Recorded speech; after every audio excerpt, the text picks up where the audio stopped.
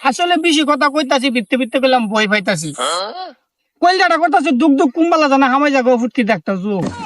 আসসালামু আলাইকুম, কিও কয় আপনারা আয়া পড়েন, খবর কইতাছি বালা করে ছায়া দেখেন। ঈদের 2 দিন পর জমবে মেলা, অতদিন খবর কইতাম পারছি না, আসেন একটু ঝামেলা।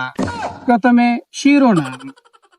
দেশে অতিরিক্ত বৃষ্টিপাতে কিছু মশা আহত, কিছু মশা নিহত। এন্দা আবার খবর পাওয়া গেছে এক বেটা বাদাম ফলাই লিছে, বুড়ো হতো। তোমা হিজলারাও দাবি করে হারার করে বলে বাচ্চা হইতো। বিস্তারিত। আগামী 1 সপ্তাহ টানা বৃষ্টির কারণে বাড়িঘরে পানি রই রই ঠই ঠই অবস্থা। তাই কিছু মানুষ বাড়িঘর ছেড়ে হাওরে ঠাঁই নিয়েছে। তারা আরো দাবি জানিয়েছে বাড়িঘর থেকে পানি না নামলে তারা হাওরের দখল ছাড়বে না। এদিকে আরো জানা গেছে বন্ড বাবার কাছ থেকে পেট ব্যথার ওষুধ খেয়ে এক পুরুষ গর্ভবতী হয়েছে। আরো জানা যায় মাছের সাথে সাগরের ধাক্কা খেয়ে সাগরের অনেকটাই নিহত হয়েছে, কিন্তু মাছের কোনো ক্ষয়ক্ষতি হয় না। এখন আন্তর্জাতিক খবর। দুবাই মোহাম্মদপুর গ্রামের মরুভূমিতে সান্ডা চলাচল করতে গিয়ে জাহাজের সাথে ধাক্কা, সান্ডার কোমরে গেছে গা বেক্কা।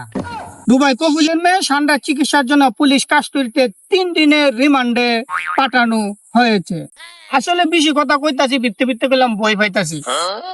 কইলাটা করতাছি দুক দুক কুম্বালা জানা হামাই জাগো ফুটকি দেখতা যুগ। খবর শেষ করছি, বিনোদনের সাত মাথা আপনাদের ভালোবাসা হৃদয়তে